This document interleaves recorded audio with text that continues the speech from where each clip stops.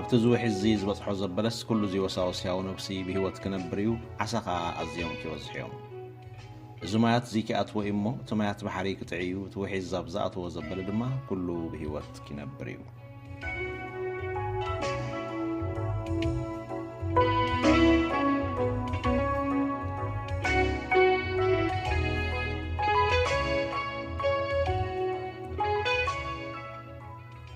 እዚ ካብ ጽንፈለኻዊ ኣገልግሎት ደገ ሰማይ ዝፍኖ ማና ጽባሓት እዩ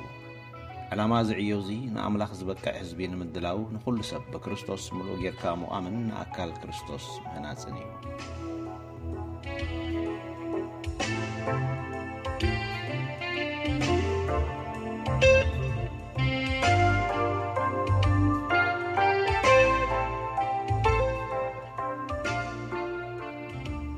ዕለታዊ ማና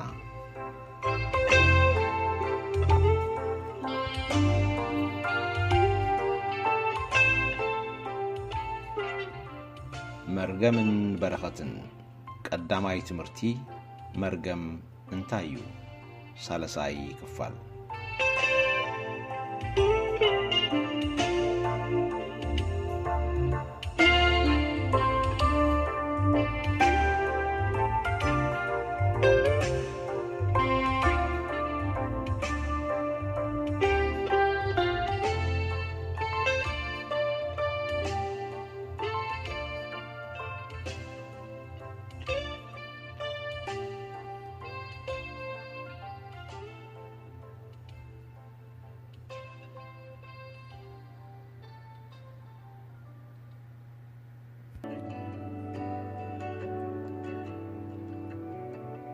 መጽሓፍ ምሳሌ ምዕራፍ 18 ፍቕዲ 21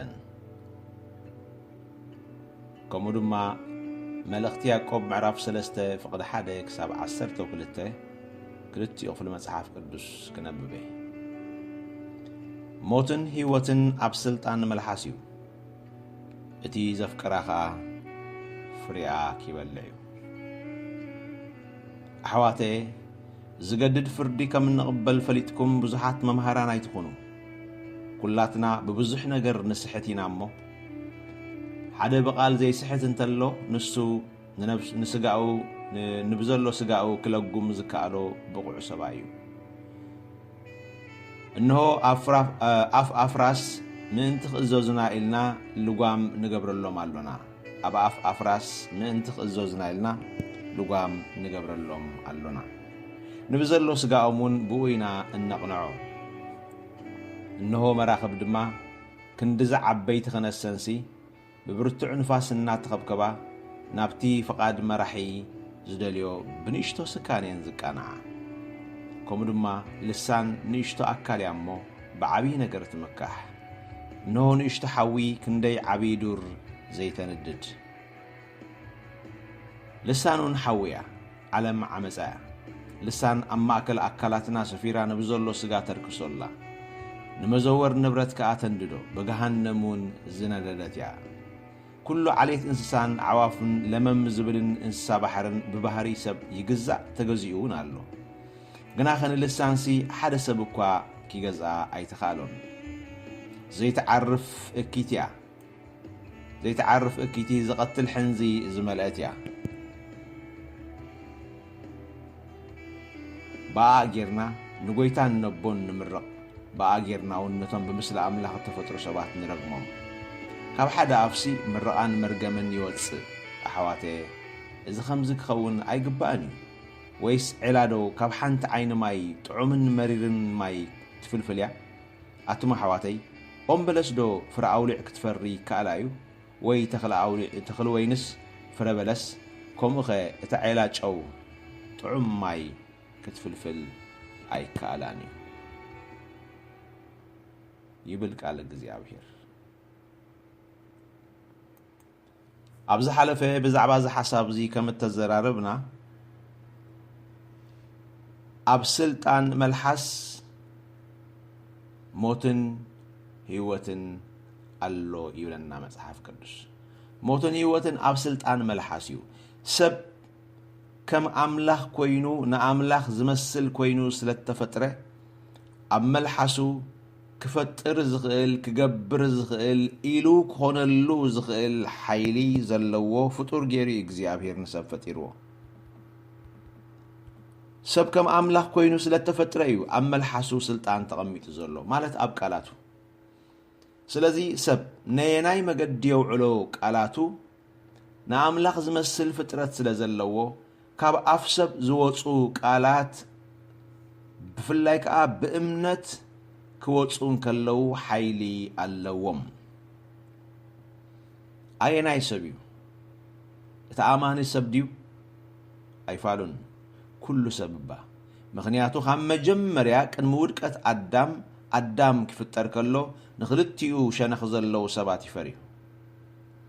እቲ ንኣዳም እተዋሃበ ስልጣን ሰብ ስለ ዝኾነ እዩ ካብ ዘርኢ ኣዳም ዝመፀ ኩሉ ሰብ ድማ ኣብ መልሓሱ እቲ ንሰብ እተዋሃበ ስልጣን ኣለዎ እምበኣር እቲ ሞት ዝፈርፍረ ኣብቲ ብዘይ ክርስቶስ ዘሎ ሰብ ጽድቅን ሓጢኣትን ዘይፈልጥ ህይወትን ሞትን ዘይፈልጥ ነየናይ መዓላ የውዕሎ ዘይፈልጥ ቃላቱ ኣውፅዩ ካብ ልቡ መልሓስ ሰብ ምስ ልቢ ሰብ ተተሓዘ ስለ ዝኾነ ካብ ውሽጡ ቃላት ክወፁ ከለው እቶም ካብ ውሽጡ ነቂሎም ብልሳኑ ዝድርግሑ ቃላት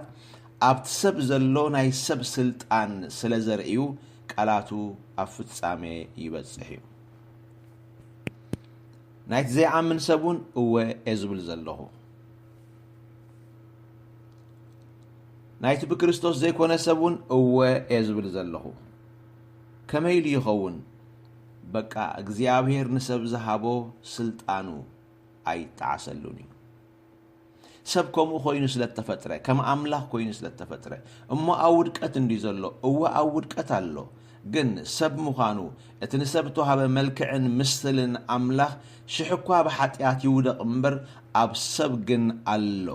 እቲ ኣሰር ኣይጠፍአን እቲ መንነት ኣይጠፍአን ሰብ ብምኽንያት ሓጢኣት መንፈሱ ይሞይቱ ስግኡ ኣሎ ነፍሱ ኣሎ ስለዚ ካብ ነፍሲ ዝወፅእ ሓይሊ ንሱ ከምቲ ንኣምላኽ ክመስል ዝግብኦ ምስሊ ኮይኑ ስለተፈጥረ ካብ ኣፉ ዝወፁ ቃላት ሓይሊ ኣለዎ ስለዚ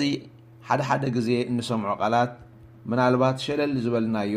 ወይ እውን ዝረሳዕናዮ ነገራት ከዘክረኩም እፈቱ ነዚ ሓሳብ ዝኽርኤና መታን ክኽእል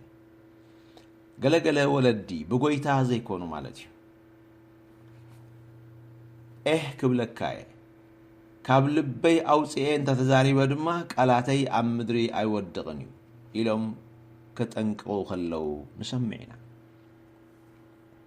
ወይ ብውሽጦም ጉህዮም ካብ ልቦም ጓህ ልቦም ኣፎም ደርጊሑ ክወፅእ ከሎ ከይሓሰብዎ እቲ ዘውፅዎ ከቢድ ቃላት ክኸውን ከሎ ንሰምዕ ኢና ማንም ንውላዱ ክረግም ዝደሊ ሰብ የለን ሓደ እኳ ኣብ ውላዱ ሕሱም ነገር ክኸውን ወይ ክበፅሖ ዝምነ የልቦን ሓደ ግዜ ግን ወለዲ ምስ ጓሃዩ ስምዒቶም ምቁፃር ሲኢኖም ጓህዮም ደሪኹ ካብ ውሽጦም ከናፍሮም ሓሊፉ ክወፅእ ከሎ እቲ ኣብ ውላዶም እተዛረብዎ ቃል መርገም ብምኽንያት ጓሂ ነጢሩ ዝወፀ ካብ ውሽጦም ካብ ልቦም ዝነቐለ ስለ ዝኾነ ድሕሪ ገለ ግዜያት ይርእይዎ እሞ ይጉህዩ ተመሊሶም ይኸውን ማለት እዩ ስለዚ እምበኣር እዚ ኣብ ልሳን ዘሎ ቃል ወይ ከዓ ስልጣን ሞትን ስልጣን ህይወትን ሰብ ብግቡእ ክትቀመሉ እንተደኣ ክኢሉ መጽሓፍ ቅዱስን ኣብ ዝመጽእ ትምህርትና ክንሪኦ ኢና ኣስሚሩ እዩ ዝዛረበሉ ኣብ ሰብ ስልጣን ተቐሚጡ ከም ዘሎ ኣብ መልሓስ ሰብ ስልጣን ከም ዘሎ ጎይታና ኢየሱስ ክርስቶስ ኣብ ማእኸል ደቀ መዛሙርቱ ክመላለስ ክምህር ከሎ ዝበሎ ቃል ኣብ መጻኢ ግዜ ክንሪኦ ኢና ነዚ ሓሳብ እዚ ግን ኣትሒዘኩም ጥራይ ክኸይድ ጎይታና ኢየሱስ ክርስቶስ ከምዚ ኢልዎም ነይሩ ንደቀ መዛሙርቱ መታን ምስ ዝብሎ ዘለኹ ሓሳብ ኣተሓሒዝኩም ክትርድእዎ ክትክእሉ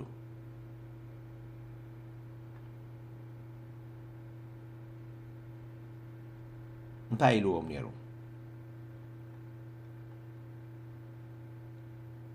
ነፍሱ ወከፍ ሰብ ነቲ ዝብሎ ኣሚኑ እንተዳኢልዎ ከም ዝኾነሉ ተዛሪቦም ጎይታና ኢየሱስ ደቀ መዛሙርቱ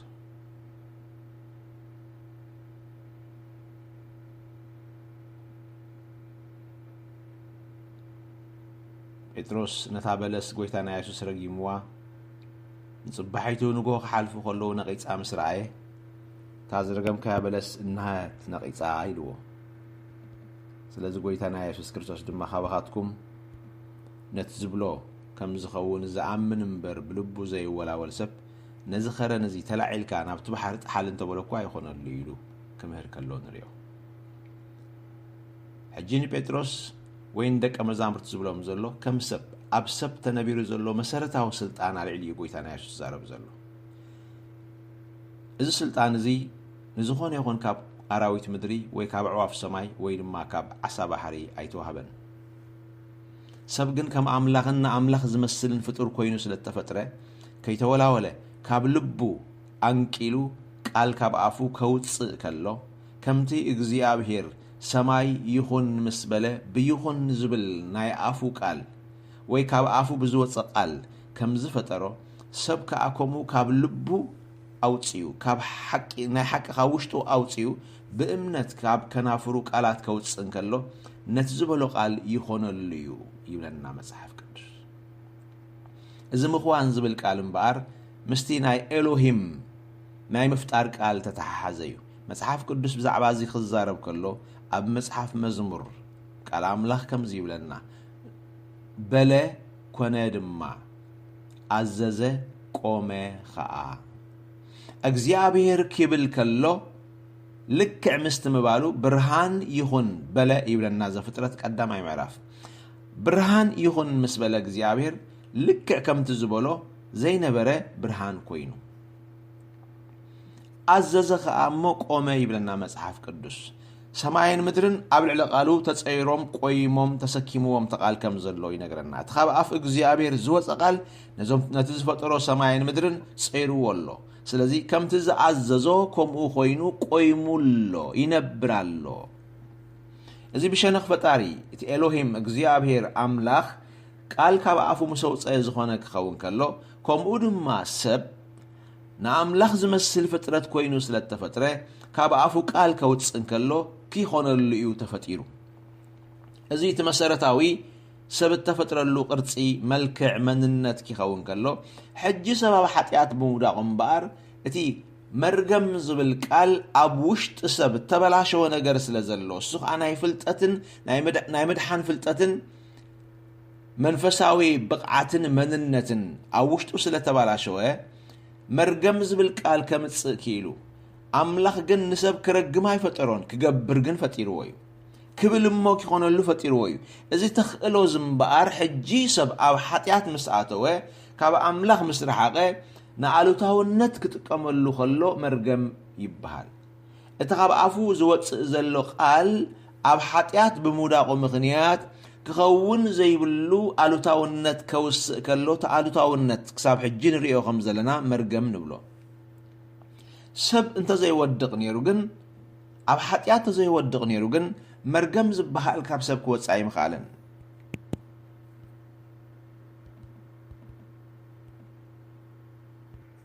እምበኣር እግዚአብሔር ንሰብ ንዕኡ ክመስል ኢሉ ስለ ዝፈጠሮ ሰብ ኣብ ሓጢኣት ተዘይወድቕ ነይሩ እታ ናይ መጽሓፍ ምሳሌ ቃል ቀዳመይቲ ሓሳብ ስልጣን ሞት ትብል ኣብ ኣፍ ሰብ ኣይመሃለወትን መርገም ክገልጾም ከለኹ ኣብቲ መጀመርያ ከም ዝበልክዎ ዋሕዚ ህይወት ምቁራጽ ማለት እዩ ኢልናዮ ዋሕዚ በረኸት ምዕጋት ምኹላፍ እዩ ኢልናዮ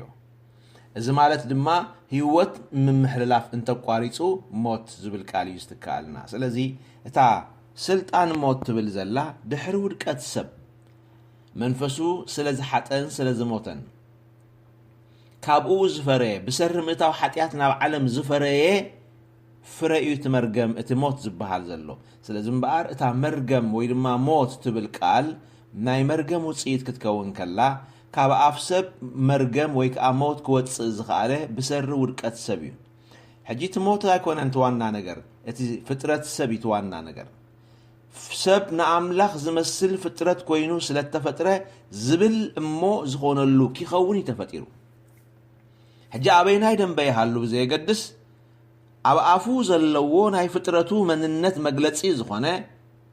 ንኣምላኽ ዝመስል ፍጥረቱ ዝገብር ዝብል ዝኾነሉ ኮይኑ ስለተፈጥረ ኣብቲ ብውዱቕ ህይወት ሞት ዘውስእ ክኸውን ከሎ ኣብዚ ከዓ ብመንፈሳዊ ህይወት ብናይ ትንሣኤ ህይወት ዘውስእ ቃላት ኣለዎ ሕጂ ኣብ ምድሪ ከሎና ሰባት ብብዙሕ መንገዲ መልክዕና ሓደ ፍጥረትና ሓደ ክነሱ ግን ኣብ ክልተ ደንበ ንርከብ ኣነ ንስኻትኩምን እቶም ብክርስቶስ ኢየሱስ ዘሎና ሰባት ሕጂ ክንረግም ኣይንኽእልን ኢና ሓደ እቲ ናይ ሞት ፍረ ካብ ውሽጥና ስለ ዝወፀ ቃላት ፍረ መርገም ቃላት ፍረ ሞት ዘይምክንዋን ዘይምስላጥ ጥንቆላ ድግምቲ እዚኣቶም ኣብቲ ብክርስቶስ ኢየሱስ ዘሎ ሓድሽ ፍጥረት የለውን ስብሓት ንኣምላኽ ይኹን ከም ትእዛዝ ሕጊ ቃል እግዚኣብሔር ድማ መርቑ እምበር ኣይትርገሙ ይብል ስለዚ እዚ ሕጊ ኣምላኽ እዚ ስለ ዘሎና ኣብ ክርስቶስ ኮይና ኣነ ንስኻትኩምን ቃላት መርገም ካብ ኣፍና ከነውፅእ ከምዘይ ንኽእል ንኹላትና ብሩህ እዩ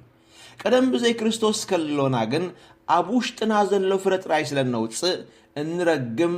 እንቋዮቕ እንጻረፍ እንበኣስ ከም ኩሉ ካልእ ሰብ ነይርና እዚኣቶም ካብ ሕርቃን እተላዕለ ካብ ቁጣዓ እተላዕለ ካብ ክቱር ስምዒትካ ዘይምቁፃር መንፈስ ዝተላዕለ ዝወፁ ኣብ ልዕሊ ካልኦት ክኸውን እንምነዮም ኣሉታውነታት ብምልኦም ኣፍና ደርጊሖም ክወፁ ይኽእሉ ነይሮም እዚኣቶም ቃላት ሞት ይበሃሉ ኣብ መልሓስና ኮይኖም ወይ መልሓስናን ቃልናን ተወጢሖም ክወፁ ከለዉ እዞም ቃላት እዚኦም ኣብቶም ዝሰምዕዎም ሰባት ወይ ድማ ኣብ ልዕሊቶም ዝበሃልዎም ሰባት ይዝርኡ ኣብቶም ሰባት ብሰሪ ቁጣዓ ብሰሪ ሕርቃን ብሰሪ መንፈስካ ዘይምቁፃር ስምዒትካ ዘይምምላኽ እህታ ኮይኖም ካብ ኣፍና ክወፁ ከለዉ መርገም ኮይኖም ካብ ኣፍና ክወፁ ከለዉ ቃላትና ተወጢሖም ስለ ዝወፁ ኣብ ቃላትና ድማ ምባልን ምዃንን ዝበሃል ነገር ክፈጥር ዝኽእል ሓይሊ መለኮታዊ ፍጥረት ስለዘሎ እዚ ናይ ምፍጣር ተኽእሎ ኣብቶም ሰባት እምበኣር እንታይ ተወጢሑ እዩ ዝኸይድ ዘሎ መርገምን ኣሉታዊ ቃላትን ተወጢሑ እዩ ዝኸይድ ዘሎ ስለዚ ከምቲ ተባህሎ ኣብቶም ሰባት ኣትዩ ይፈጥር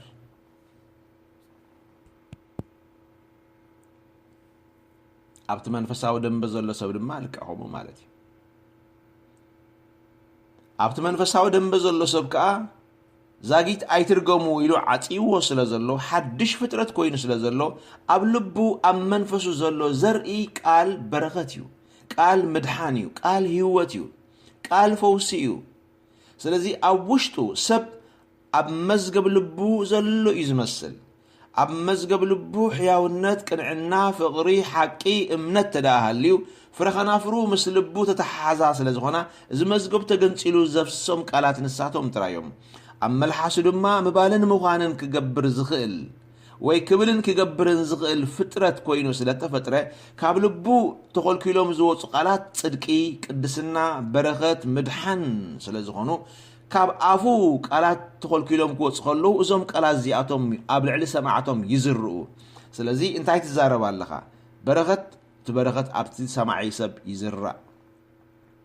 ፈውሲ ጽድቂ ቅድስና መድሓን ህይወት ዲኻ ትዛረብ ዘለኻ እቶም ተዛረብካዮም ቃላት ዘርኢ ኮይኖም ኣብ እዝኒ ሰማዓቶም ሓሊፎም ወይ ብእዝኒ ሰማዓቶም ሓሊፎም ኣብ ልቦምን ኣብ ህይወቶምን ኣብ መጻኢ ህይወቶምን ኣብ ናብረኦምን ይዝርኡ እሞ ይበቕሉ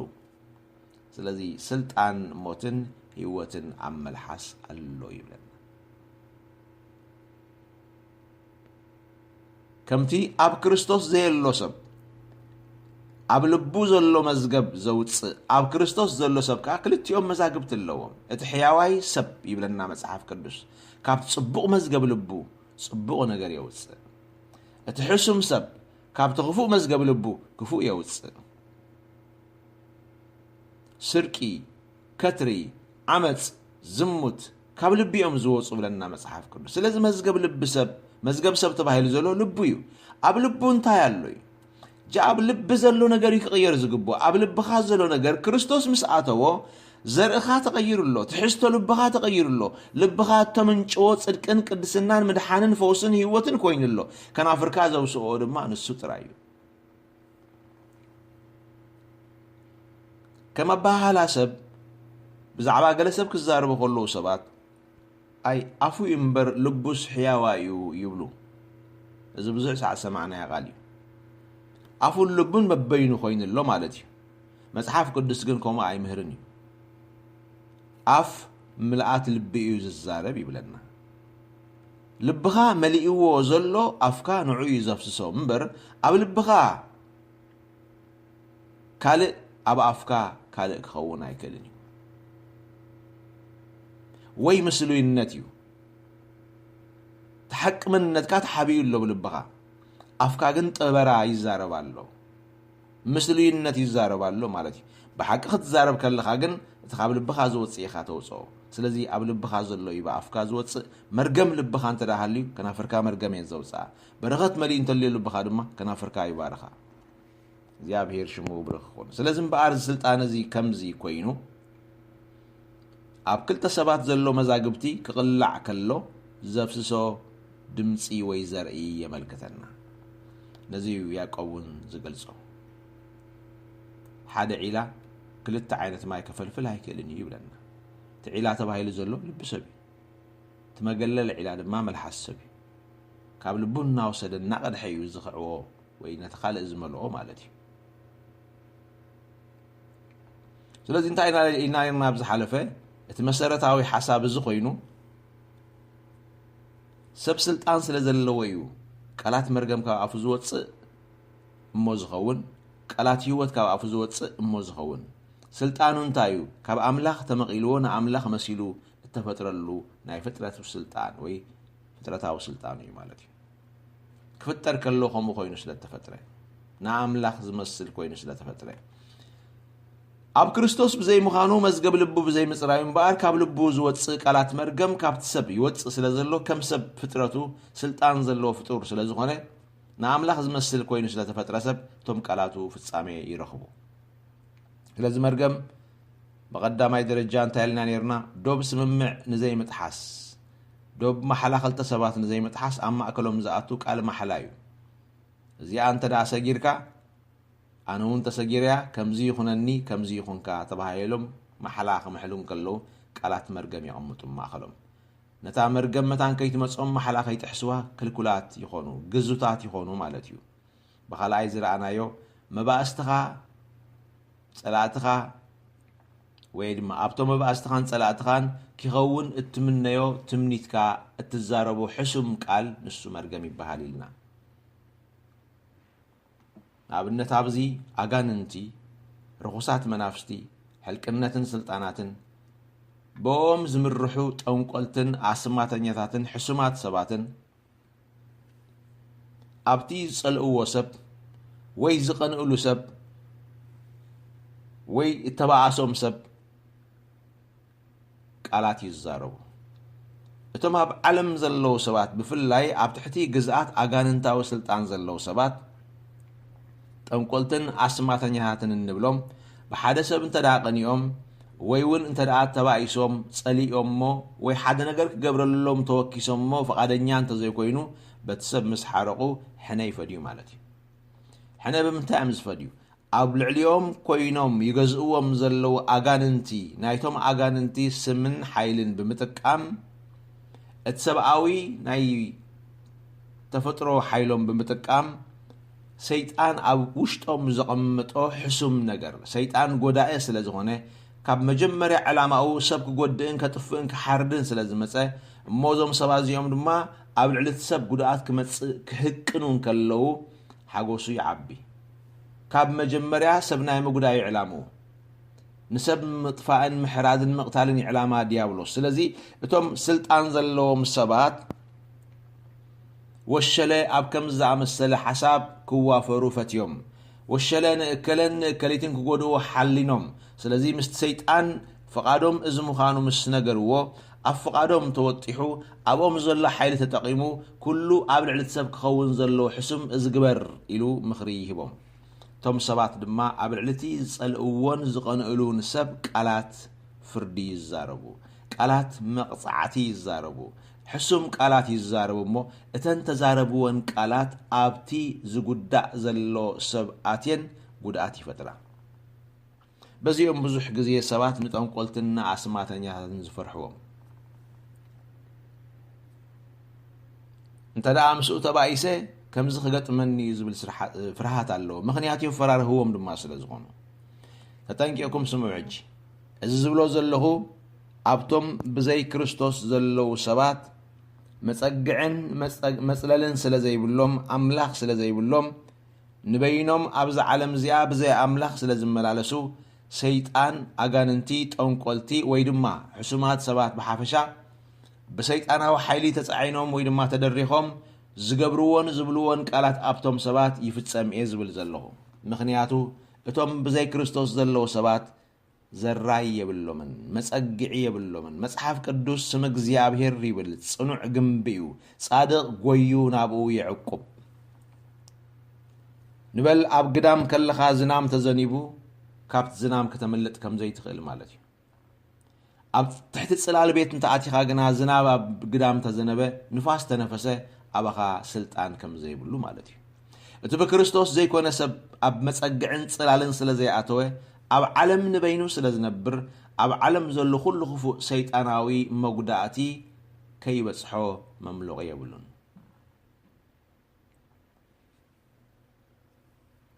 እቲ ኣብ ክርስቶስ ዘሎ ሰብ ግን ኣብ ትሕቲ ጽላል ናሕሲ ከም ዘሎ ሰብ ዝኾነ ይኹን ነገር ብዓይኑ ጥራሕ ይጥምቶ መዝሙር 91 ከም ዝብሎ ረሲኣን ዝረኸብዎ መስጣ ብዒንትኻ ክትጥምቶ ኢኻ ኣባኻ ግና ኣይክበጽሕን እዩ ዝብል ከመይ ኣብ ውሽጢ ቤት ኣቲኻ ስለ ዘለኻ ዝናብ ክዘንብ ከሎ ብመስኮት ክትሪኦ ትኽእል ኢኻ ኣባኻ ግና ኣይበጽሕን እዩ ማለት እዩ ልክዕ በዚ ስእሊ እዚ ጌርኩም ረኣዩ ስለዚ እምበኣር ዶብ ስምምዕ ንዘይ ምፍራስ መባእስትኻን ጸላእትኻን ኣብ ልዕሊኦም ክኸውን ትደልዮ ሕሱም ቃል ብምዝራብ እትጥቀመሉ ቃል እዚ መርገም ይበሃል ኢልና ካልእ ሰባት ክቁጥዑን ከለው ብቁጥዓ ዝዛረብዎ ቃላት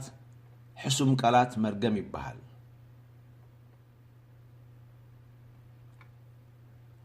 ሰባት የዝብል ዘለኹ መንፈሳውያን ክኾኑ ይኽእሉ ዘይመንፈሳውያን ክኾኑ ይኽእሉ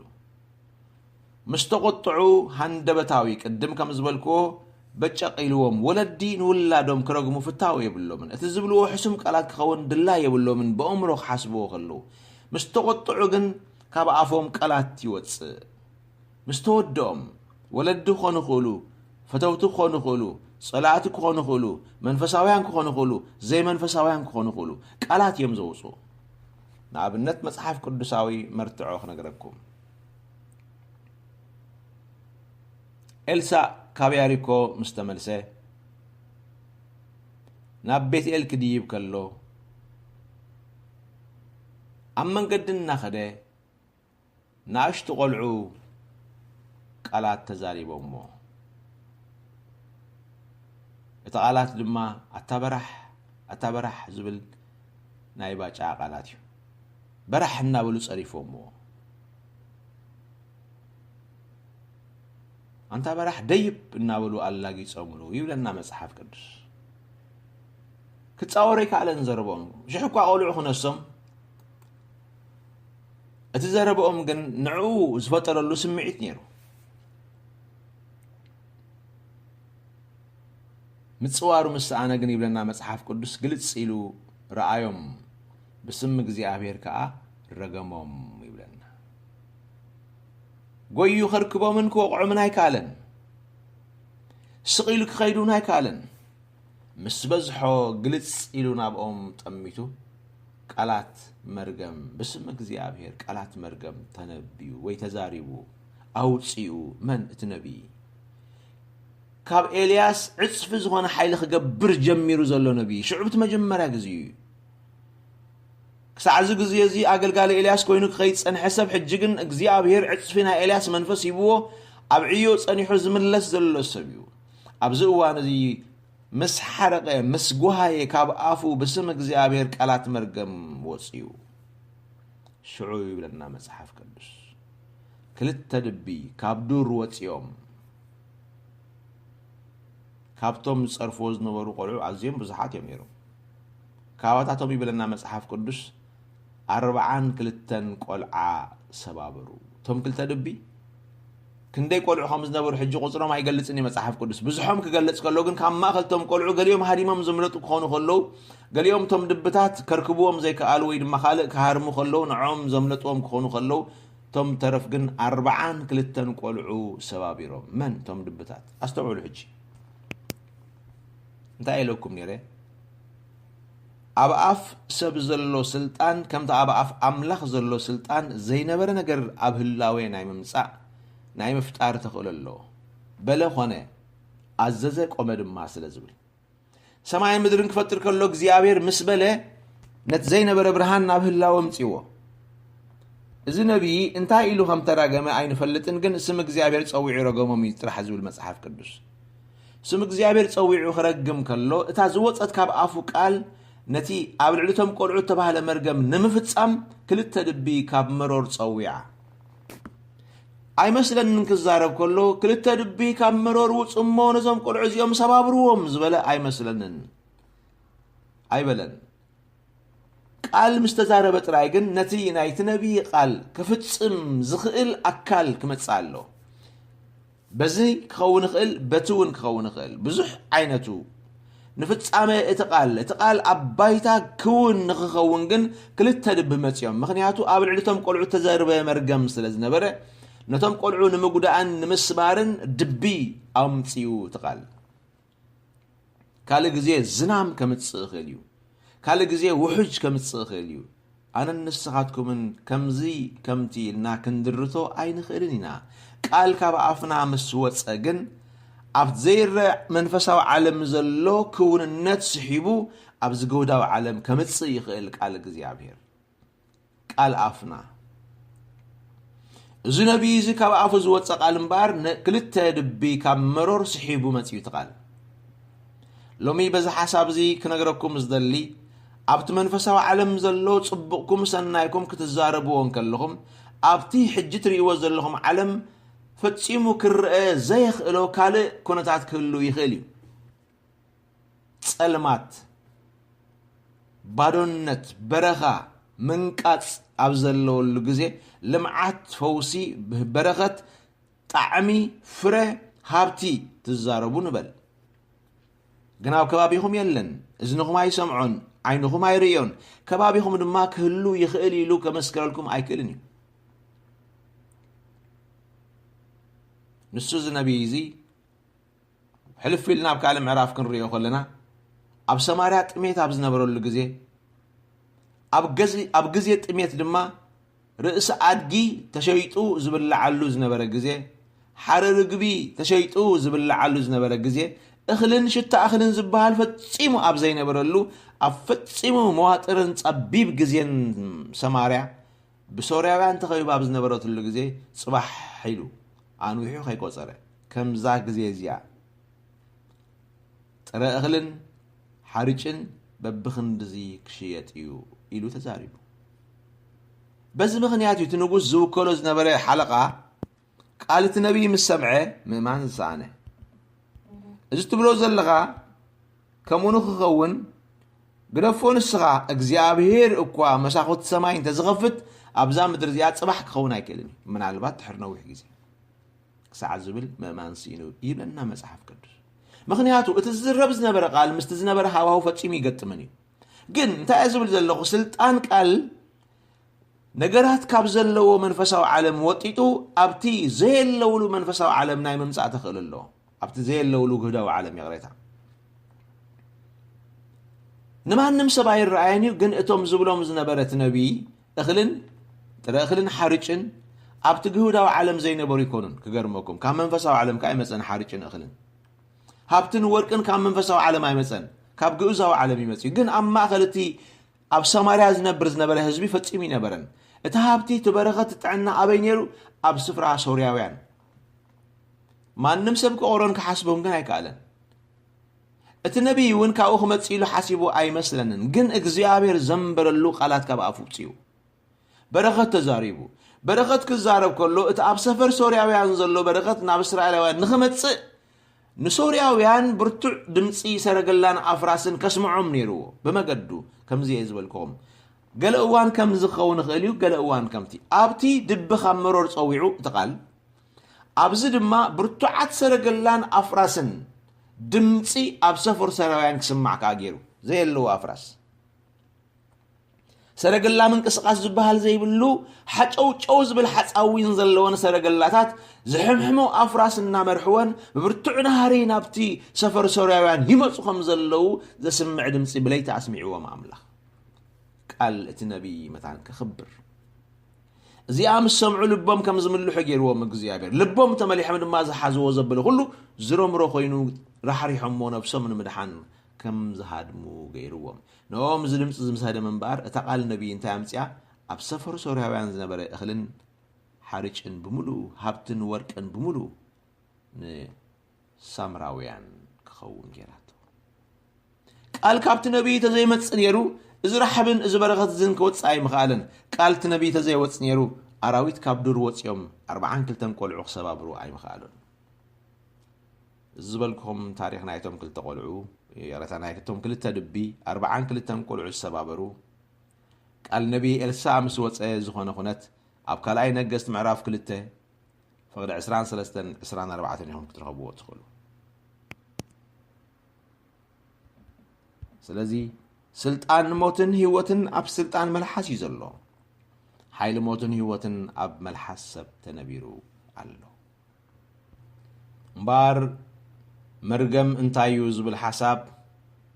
اب زبن بلكيدان سبات دوب سممع حدنتهم نخي تحاس كم محلا ام ماكل زقتو كم كيدان جيروم زقمو حاولتيو حيلتهم صلوا من زباسو من وي مسالتهم من باستو من سبات نمدكام صلاتهم من مئسار وي نمسعار قالات قطعو من مغلاص كم فرق حيلهم جيروم زتقملو قالات حيليو إلنا ينيرنا كم قدما يابز حساب زي دوبس ممع نخي تحاس ام ماخل زقتو محلا خيدانيو مرقم بخلاي نتبي مباستو من صلاتو من قبل علي صلاتو من مباستو من كخون زمنيو حسم تمنيتيو ثالثاي مرقم قالات قطعا سبات زقلص حسابي إلنا ينيرنا رابعاي مرقم انتايو زبل حساب قال صرفن مفداي حنن يملكت قبل علي سبات اتزاربو صرفي كومو خا نسبات حنا خطفديو ملكا اتتقملو قالات زحازله حساب مرقم يبحر اذا مالت تاي مالتيو صرفي مرقم ديو هو كمي من البات كل صرف مرقم كيكون خاليو قنت صرفي نعدا يكونن صرفي مقاسا يكونن صرفي مسغانا يكونن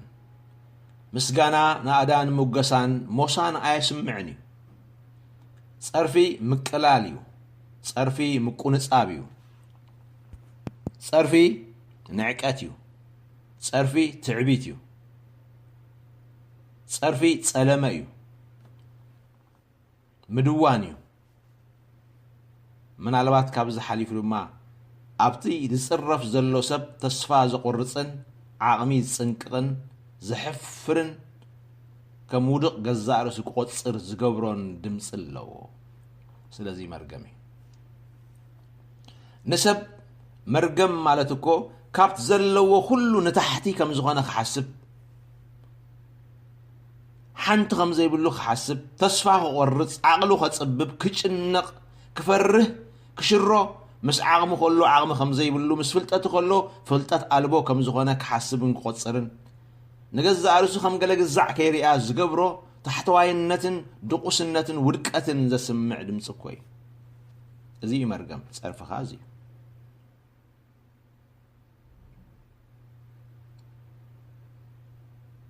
حدا غزي كلتنستي توعيغن تبايسن تصرارفن ابعديو تقدميتي الله زبحال صرفتات نتا مباستا بزح صرفي تصاريفاتا تيا سقيلا اموداتا جن حنت قال تزاريباتا اتي التبلومبر زي تقبرو إلاتا زي إلاتا سقيلة اتا قداميتي بزح صرف تصاريفا خنسا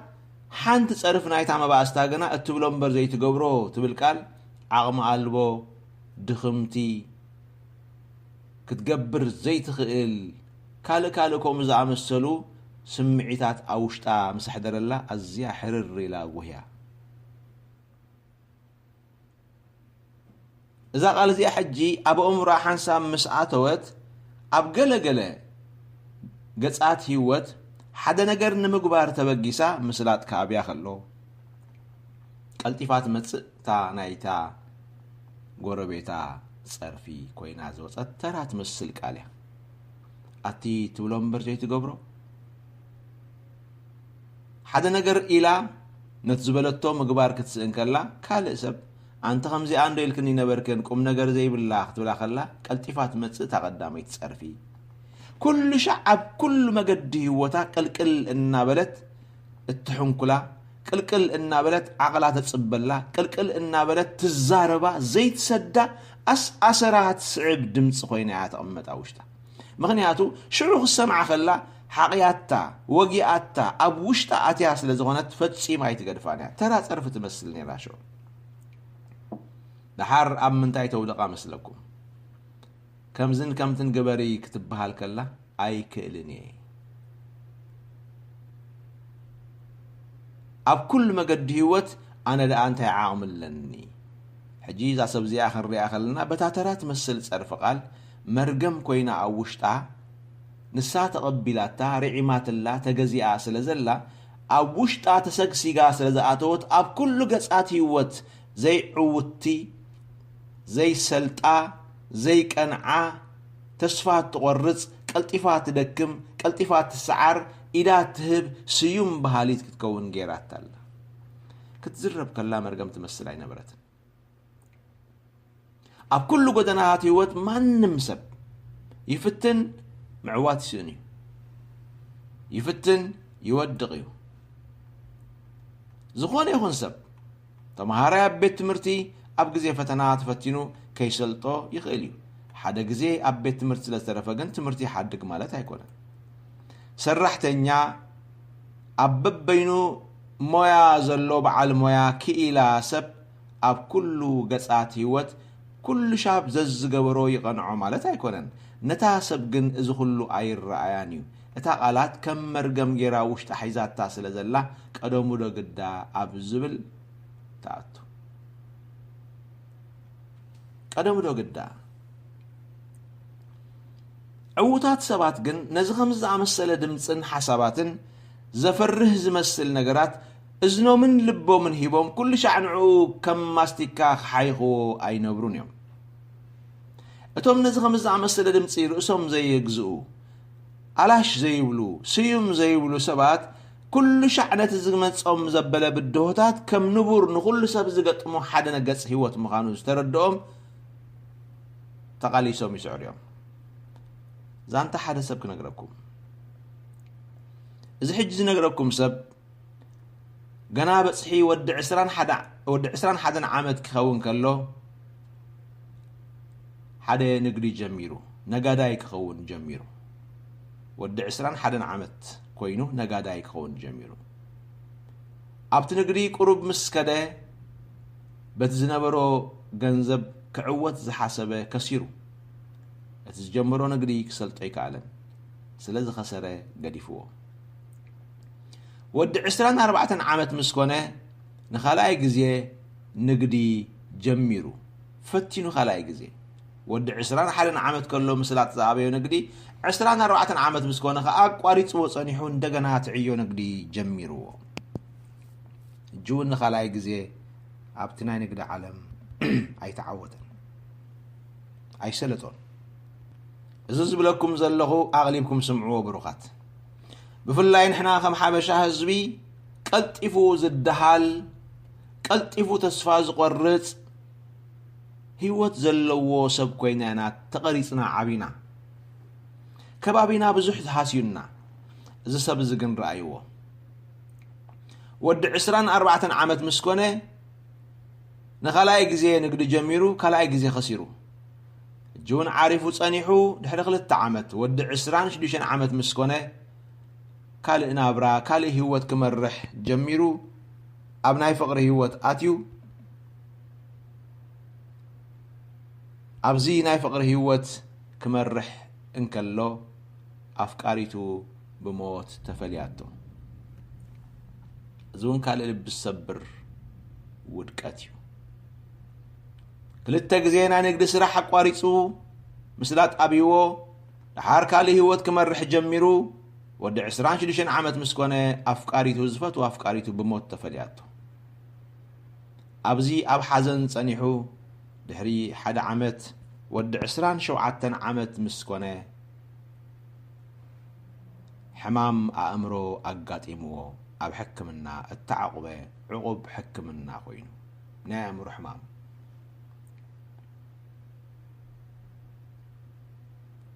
دحرزي تآليو جزيات حليفهم ودي 34 عامت مسكونه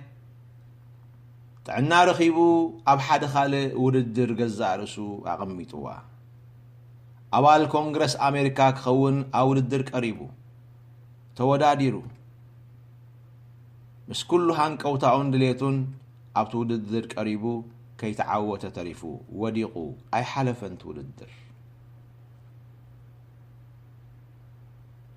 قتسيلو هيوتو كمرح ودربعان حموشتن عامت مسكونه ندغنا خلاي غزي سيناتر كخون ابناي منغست امريكا توداديرو حجون وديقو اي سلطون كلت عامت صنيحو ودربعان 7 عامت مسكونه مختل بريزيدنت نموخان اوددر قريبو حجون وديقو اي تعوتن كلت عامت صنيحو اب مبل 49 عامتو سنة كخون كا ندقنا حجون أول الدر قريبو حجون يتعوتن وديقو إذا سبزي فتسيمو تسفاي قرصن مريسو دحر خلت عامت نايز غزيزي مبل 50 كلتن عامتو ابتم قدامت تحت زبله معرغات كورادر زيك على سب تسفاخي قرصه بريزيدنت هاجر امريكان مخان دما توداديرو انتاي تبلو حج كندز مقدم خدكم دو بفلاي أبهن سنتكم قلت تبهالكم كم زانزا سبيتي اتبلون برزي تقبرو تبهيلات تصرفت نزات عرف زي أخم مرقم حيزاتا أب كل من قدا تحالي خاص ترفت كم مرقم زحزنايو كم أي سلطونيو أي كونونيو أي قنعونيو فتينو زلكم سبيو تبهالنايو كم مرقم حيزنايو انت الأخيرنا زغلو كبلة هيوات كنسقر عامي عين ركبنينا أو يشقرنا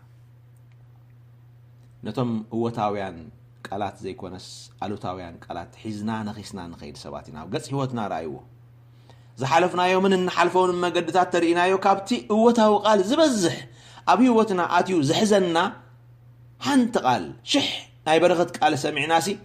حنت قال قن بقول عنا خلنا يكون أبو جزين سنتنا يكون سبات ألوتاويان ولا حلف ما قد سقيلو تزاربنا زربا كما عباي جيرنا نري عمو بقى الناس بدنا نبر ولا حنت زي تقبر كلا نسخم زقبرت تجيرنا نوصدو نحنا هم الناس اللي آمنايو كل شاب أب هيوت دهم هيوت نمرح إذا سبزي بعليتو إرتراوي كونن أقدي ما خمس نجاركم أب منجست أمريكا ودر قريب سلز بالكم أمريكا ومخانو رديو سلزي أبزي خلت هزب زلو في اللي نهاية تعبابها في اللي كنا عب خلنا سمعنا يوم زعبنا كلهم قالات مرقم صرفي مدهال تسفى مقرات محماي من أسن مكونة صابنينا سمعنا عابنا سعدو خاكاب نسنتهم جميرهم متببع مبرتع حجي أب معراباوان هاجرات كوينا نريون نفلطون كم زلنا نحنا بعلنا أبل عالدقنا كمن نزاربون كمن نقبرون قالو تاو نجر كم زين الزاربهم تسفى زقرت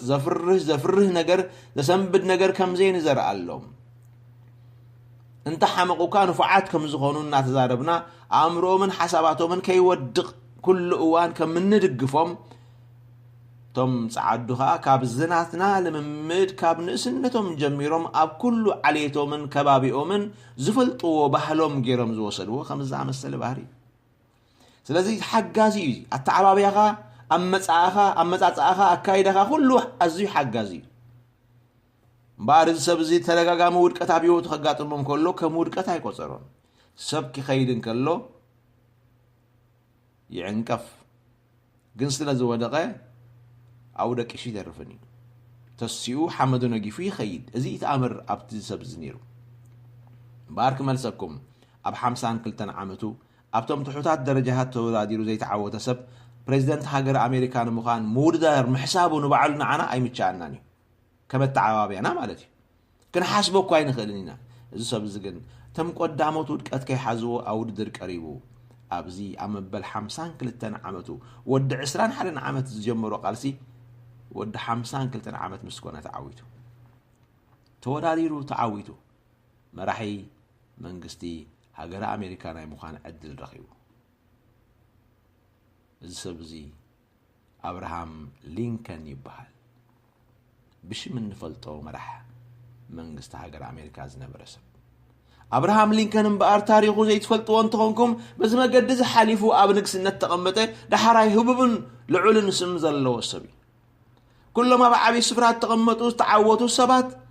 ክውለዱ ከለዉ ጀሚሮም እናተዓወቱ ዝመፁ ሰባት ከይኮኑ ይኽእሉ እዮም ብዙሕ ገድሊ ሓሊፎም ግን ተቃሊሶም ዝሰዓሩ ሰባት ንምንታይ መርገም ዝብል ኣጋንንታዊ ሰይጣናዊ ጠንቆልቲ ኣስማተኛታት ከምዝን ከምትን ዝበሃል ሰባት ከምዝ ገይሮም ለይ ከምቲ ገይሮም ለይ ዝበሃል ስግኣትን ፍርሃትን ኣቦምሮም ዘየቐምጡ ሰባት ስለ ዝኾኑ ክብለጠቕ መገዲ ህይወት ምዃኑ ስለ ዝፈልጡ ኣብ ክብለጠቕ ድማ ዓቕሞም እናወሰኹ እንተዳኸይዶም ክዕወቱ ከም ዝኽእሉ ዝርድኡ ሰባት ስለ ዝኾኑ ይዕወቱ ነይሮም ኣና ከባቢና ዝሃስየና ሰባት ኢና ኩሉ ነገር ምስ መርገምነት ተሓዙ ሰባት ኢና ሰብ እንተሓሚሙ ምስ መርገም ምስ ኣጋንንታዊ ሓይሊ ግደፉ ኣብቲ መንፈሳዊ ዓለም ዘይኮነ ሰብ ኣብቶም መንፈሳውያን ኣባይና ባኻትኩም እኔ ዝዛረብ ዘለኹ ንሕና ከም መንፈሳውያን ካብቶም ኣብ ብጎይታ ዘየለዎ ሰባት ዝገደደ ፍርሃት ዘሎና ፍርሃት ናይ እምነት ሰባት ዘይኮናስ ፍርሃት ኢና ቀልጢፍና ኣብ መገዲ ህይወት ሓደ ነገር ከጋጥመና እንከሎ ምስ መርገምነት ተሓሕዞ ዝመፀናል ድሕረ ባይታ ከምኡ ስለ ዝኾነ ኣብቲ መንፈሳዊ ዓለም ዘለዎ ኣገልገልትና ነገራት ምስ መንፈሳዊ ነገራት ተሓሒዞም ማለቶም እዩ ግን ምስ ሃይማኖታውን ባህላውን ኣተሓሳስባ እተላገበ ኣተሓሳስባ ሒዞም ኣብቲ መንፈሳዊ መንገዲ ዝመሃሩና ንሱ መርገም ኣሎኪ መርገም ኣሎካ ደጋጊምና ሰማዕናዮም ቃላት እዮም ድዮም ኣይኮኑን ባዕላትኩም መስክሩ ኣብ ዙርያ ቤት እግዚአብሔር ኣብ መንጎ ቃል እግዚአብሔር ኣብ መንጎ ቃል እምነት ተሰክሲጎም ዝኣተው ቃላት ተመክሮ ልምዲ ዝራእኽዎ ዝሰማዕኽዎ ተማሃርክዎ እንብሎም ካብ ቃል እግዚአብሔር ዘይተማሃርናዮም ቃል እግዚአብሔር ንሰማዕቱ ንበረኸት ዝኸውን ንምህናፅ ዘድሊ ዳኣምበር ዘይጠቅም ዘረባ ካብ ኣፍኩም ኣይውፃእ ኢሉና መሃረና እንከሎ ንሕና እውን ንዑ እናሰብኸና ኸልና ጎኑ ጎኑ ግን نسبات نمهنات زي كون نسبات نتصفى زي كون نسبات نأمنت زي كونهم تصفى زي قرص أمنت زي قدم نمهنات زي تكم زرباغن قون نزارب كاب بزعبا أملخ بزعبا سيطان كاب بزعبا نأمنت سبات بزعبا تقوم قلتي بزعبا قانن تزم الروح سبات زبلوون زقبروون تقبرات كنزارب توعيلنا سمعتنا كما يزمسل لبي كتريو يخلو مسكرنت لنا نزاربو أغاننت خمز غيرو مسكرنت لنا نزاربو كابغاننت تفتحت أبغاننت عالم يسرح زنبرة سب أبتا أغاننت عالم كله يقبرو زنبرة كم مسكرنت كقرب كله سمعتو نان قطقطو غلغلخ من اسمع كسع زي كيلو عقلو من الناس هم قديفهم ورحب لهم مقصع زخدي يكونوا زين فلطو أبت منفساو عالم أبغاننتاو عالم كله مسجاننتن بغاننتن ناتمرحكو كم زي يقبر نيرزبلو أمرات كنسمع إنه على سبات ديكونان حق دي بروخات يقرم نعون واسمعك أعزانان أعينتنا النقحاتين እግዚአብሔር ዝገበሩ ዓብ ነገር እናሃለወ እንከሎ ካብቲ ግብረ ኣምላኽ ዝበዝሕ ግብረ ጋንንቲ ክንሰምዕ ስለንውዕል ብዛዕባ መርገም ብዙሕ እንፈልጦ ይበዝሕ ካብ ብዛዕባ በረኸት እቲ ናይ እምነት ቃል ተዘሪቡ ዝፈጥሩ ዓበይቲ ነገራት ካብ ምስማዕን ካብ ምዝራብ ንላዕሊ ብዛዕባ ጠንቆልትን ኣጋንንትን ኣብ ናይ ኣጋንንቲ ዓለም ሰርሑ ዝነበሩ ሰባትን ዝገብርዎን ክንሰምዕ እንውዕል ሰባት ስለ ዝኾንና ኣብ ውሽጥና ፍርህ ኣሎ ሓደ ግዜ ገለ ከጋጥም ከሎ ቀልጢፉ ዝመጽእ ትሰማዕና ይቃል ከምዛ ኣመሰለ ኣብ ህይወት መተሓላለኾታት ወይ ድማ ምስንኻላት ከጋጥሙ ከሎ ቀልጢፍና በእምርና ነምጾ ትሰማዕና ኣሉታዊ ቃል ስለዚ ነዚኦም እንታይ ንብሎም መርገም ኩሉ ሰብ ገለ ምስላት ምስ ኣበዮ ክብሎ እንሰምዖ ቃል እስከ እንታይ እዩ ተዝብለኩም እንታይ ምበልኩም ምስላት ምስ ኣበዮም ሰባት ዝብልዎ ቃል ንኣብነት ከምዚ አብርሃም ሊንከን ዘጋጠሞ ንሓደ ከባይን ካባኻትኩምን ከምኡ ተዘጋጥሞ ተደጋጋሚ ዕንቅፋት ተዘጋጥሞ ከም ወዲ ህዝብና እንታይ ክብል ትሰምዕዎ እንታይ መርገም ነይሩኒ እዩ ብዝብል ቃል ነዚ ክገልጾም ሰማዕና ኣነስታይ መርገም ነይሩኒ ኩሉ ዝሓስክዎ ኣይሰልጠኒ ይብል ዝኸድክዎ ኣይቀንዓኒ ይብል ሰብ ምስ አንታይ ኣትወላሉ እንታይ መርገም ነይሩኒ እዚ ማለት እንታይ ማለት እዩ እንታይ ኣተረጊመ ስለዚ በኻል ኣዘራርባ መርገም ዘለኒ ሰብየ ኢሉ ንገዛሩ ኩሉ ሻዕብ ዓሉ ዘይብሉን ከሎ ቃላት መርገም ኣብ ርእሱ ከም ዘሎ ገይሩ ብምሕሳብ መርገም ባዕሉ ኣብ ርእሱ ይጽውዕ በኻል ኣዘራርባ ንመርገም ዓቢ ፍርሃትን ዓቢ ቆላሕታን ኣሎና ከመተዓባብያ ካብተዓባብያ ናሒዝናያ ዝመጸና ኣብ መንፈሳዊ ዓለም ምስ መጸና ድማ ይገድፈናን بكريستوس زلنا سلطانن اب كريستوس زلنا مسلن كم مفلات نلعلي بزعبا مرقم زلنا في التس لز بزح اتناي بكريستوس زلنا مننتنا اير راينان نعو حليفو مرقم كقبر كم زلو نحيل املاك حليفو مرقم كسلت كم زغل نسلطان املاك حليفو مرقم كحنكل عنقف كم زغل غيرنا نحسب بسروزي فتسيمو جيغا زغونه تحساسواي كم منفساويان كنحاسبون كهلونا زي قبوي جن أبدمنا أبت عوابينا خابنا أشتنا حيزنا جميرنا أب كبابنا بيتنا سمعنا يا زمت أنا نجرس لزغنا نسو زيادة أبرهيوتنا كل كلو نريو موتهم زقاتهم من عنك فتات بمرقم ديو عيفالو من كم كل سب زقاتهم مقاطع من مرقت يمنا زي كابود عسران حدا عمد جميرك سعود 50 كلتن زغون زقاتهم عنك فتات مرقم يرون تلاقينا اما بال 50 كلتن عمد دا خابي مصي بركه حدش نجر كميل تعويته ايكون تمارا بيت مرتز زودق سلازي صناعه راح مرقم سلازي هون يكون تمرتو شلل سلازي بلت راح بقبو سلازي تخاتلت راح هذا زوار ماكينة من قد حدا غاز قطمو اغاننت قتلنا حسيبو اغاننت خمس مدي بلا ينيرو املاح كن بهيوت اوصيني بل ነገር ግን አይኮነን አና ነገርኩ አጋንንት ይኮነን ናዘወረን ከሎ ምናልባት ቴሌፎን ዛረም ነሪ ሆን ሰብዚ አጋልቡን አምሩን ዝሐዞ ሕግ ትራፊክ ዝጣሐሰሉ መንገድ ክሉ ይኽሊ ወይ ቀይሕ መብራት ሓሊፉ ኸይዱ ተጋጭ ኸውን ይኽሊ ወይ 100 ዘውርና በለኸሎት መገድ 140 ዘዊሩ ኸውን ይኽሊ بعلنا زفرسنا يوم حقتات مس منفساو نجر كانت تحزم نحنا منفساويان كم زخنا غيرنا متان كنقلص ابكن مسبات شيطان تواغيني بمبالكا ودقتك اخات زارب زلخ امبر منفساو سب مخانكا اي سمعني شيطان تواغيني حرد عاقيتك انت داسيروكا خميلكا تامن سلازلخا كابت مسخا زلو سلطان العلي مس شيطان زلو سلطان سعيروس ماكينها بلاشيو نعها اسنكيلو كمزن كم تنجيروكا سلازي حيل شيطان كاب حيل املاك عبيل كاب خال زربات مسكر الله فصيمو جيكا زخونه زي منفساونتي بعلنا زغبرنا يوم بشللتنتنا حقن سرعتن بزي محلاونا زغطمو اغاطامتات مس شيطان الله جيبنا شيطان كم زغبرن تداغيرنا ان شيطان تفلاطنت نهبولنا سلطانو سبات تفلاطنت كبو كمزون كغبر خيلي خبلو اتمسخا زلو حيلن سمن እግዚአብሔር ካ ምንም ነገር ከም ዘይገብር ባዕለኻና ይስካት ዘራባለህ ስለዚህ ነገራት ቀልጢፍና መስመርገም ምሰይጣን ምስጠንቆልቲ ምስከምዝ ነገራት ዝምተሐዝ እቲ ዝመጻናሉ ድሕረ ባይታ ዘስነቀና أرجيت من النتيو إذا أرجيت من نزل ما كل وقت زخيل كل زخيل رومي عسر تخلت فقد خلته بمحداس حسابكم تلوت أوزبلو قالت راح يغير زخيل أب حسابنا سريت زلو أب مردانا سريت زلو بوليات حسابات كاب بولي كيدان زمصو كاب بولي منفساوي سبنتنا ويكات كاب بولي فترتاو سبنتنا زمصو ابز منفساو هيوتنا سريغوم زاتو بولي ات حساسباتات نساتهم بمصراي قال غزي ابير እና ተሐጸቡ ክጸሪዩ ክخلولهم ካውሽትና ክወጹ ክخللو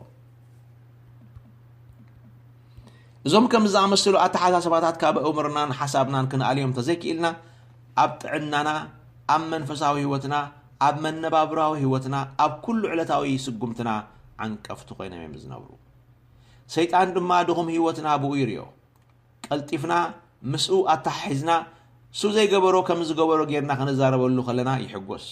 مخنياتو سبختي حاتياتن ودقتن اطريو خمزلو يحسب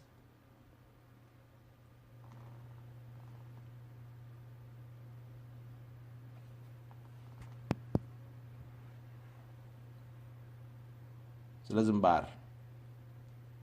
أبولي كيدان مرقم بزمن قد سبات تقومل نيرمين احنا زلنا يقنا حدش كيدان قال أبولي كيدان مرقم بخمي مع مزعم السلمان قد يقلت نيرو حيلي سبات نمدكام زد تقوملو كالات نيرو مرقم حيلي سب نمدكام أبوش تسب زلو فلتات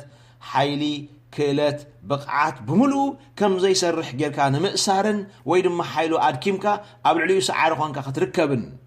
مس حدا خالق تولادي الكاس نسخا بليتكا خطركب مالتي إذا تقبار زي أبزو زمن الزون أبتما بعلم زلو سبات يتقوم اليوم أبنت حانتي بعالت بار انتدا خفيتا معدقا مخات أبيوا أب قربيتا حانت خالق بعالت بار كومو بارزلوا جن انجرا التزرق حلا بزحت شيطن بزحت عماويل زلوا انت دا حليا اتا غوربيت مخاد زابيا عداغا زابيا بعالت بار نابيت خيد ناب حد تنقالاي انتاي كتقبر غوربيتي عداغا لوا انا جن عداغا يبلي انجرا يتعاصيو وسيدات اللي كاله خوميلات زارب سلازي نزا سبزيا اتزلوا عداغا خمزعصو حيلا خمز دكم مساز اللو عماويل نباي كم زمصو غبرو ليلان تون قالا كيدا غنزب تخف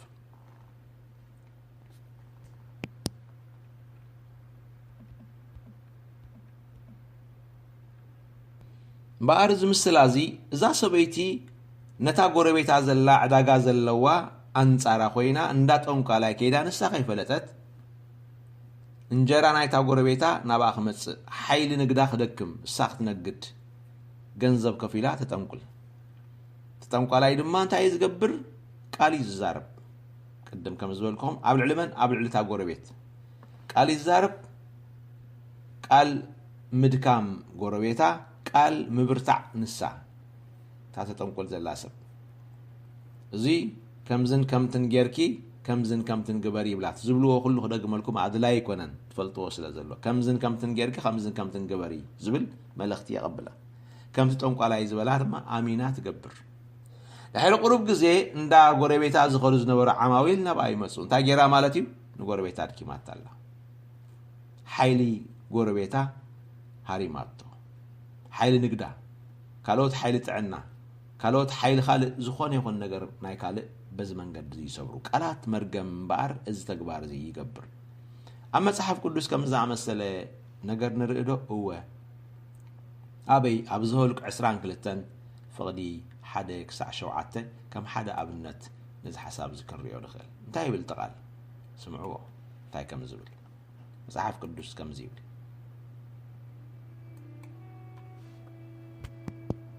زهولك معرف عسران كلتن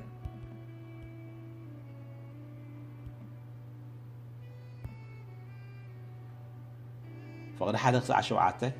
دك إسرائيل لما تقعزو يبل ناب سجر يردانوس ناياريكو أبقول قول مؤاب كأسفرو بالاك ودي تيبور كان دما إسرائيل أب أمراويان زغبرو خلو رأي مؤاب كأ اتهزبي بزوح سلزخونه بو أزيفره مؤاب بدكي إسرائيل تشبره مؤاب كا نعب بيت مديان بعراي سعر مرور كم زبلع حجي إذا أخي بازي أب زرعنا نزله كله كمو كبلعو يو بلوم بات زمن تدما بالاك ودي تيبور نقص مؤاب نبره نسخ أنا بتا أبتقى الربا زلا بيتور أب هاجر دكي حزبو تقميتو زلو نابلعم ودي بيعور كمزي إلهم كسوع ولوخات سلللو إنه كاب قبصي زوص حزبي إنه نسو نقص مدري كدينو قالو نسو أمن سري تقميتلو نسو كاباي زحيلي مو حجر ما متئكا نزهز بزي كترق ملي إلمنكا اللهو نسخا زمرقايو مروق زرقم كايخ أرقوم كم زخانة إفلت يمو من الباش كوقعون كاب هاجر كا كوصون إخيلي عبيت مؤاب عبيت مديان دما عصبتون قلنا أب إيدوم حزم كدو نابل عمس يوم كا كالات بالاق نقرو يبلنا مسحف كدس سمعوا لهم زقال زي بعتير كالات تايز قبر زلو بالاق مبارنا بالعمل يخون السخاز رقم كايو خمز رقم كم زخون زبارخ كايون زمرق كاين كامرو كم زخون فلت يا قالات كام مدر زي ودقيو سلازي حد حزبي كاب قبص وصيلو إذا كاب قبص وص حزب ما بمنصرين زلو هاجرات تقاليش سعيروا مالو برتو حزبيو نعنا دما خمنجرا قبل عنا زقيل حزب سلازخونه نزو حزب زي تقاليش سعيرو سلازي كل مسيخا رقم ليمو نسخا مسرقم كايو حيلو سلاز السر حيلو سلاز دكم سلاز عنر سلاز عزم شعو تقاليسي كاب هاجري كوصوخ إليه إلو عصبتون كلنا جنزب كاب بيت منجستي مزيزو الأوقات سريدلو نمن بلعم تاقبر نسرائيل كرق إسرائيل فلت نير درقم كم زلو أي فالن إسرائيل كيف فلت أخلو بحبيو كرقمو رقاماي تصوعو كرقمو بالاق قالاتيو ويدما تماها حيلو بحبون إسرائيل أرجمو حيل إسرائيل كأسر حيل إسرائيل كلمس حيل بيت إسرائيل دماغ عزممو إسرائيل مستعزمة حدقا خوركو حاسبو بلاغ يغريتا بارز انت عزر إنا مرقم بمن يزرب زي قدس كابتوم مرقم زبهالو لمن قدي حيل سبات نمئسار بعال أمرو مسفلت أتخلو أمرو خصحت ويدما كدنزز مقبار بعال كإلت مسعاق مخلو حيلو كم زي سرح مقبار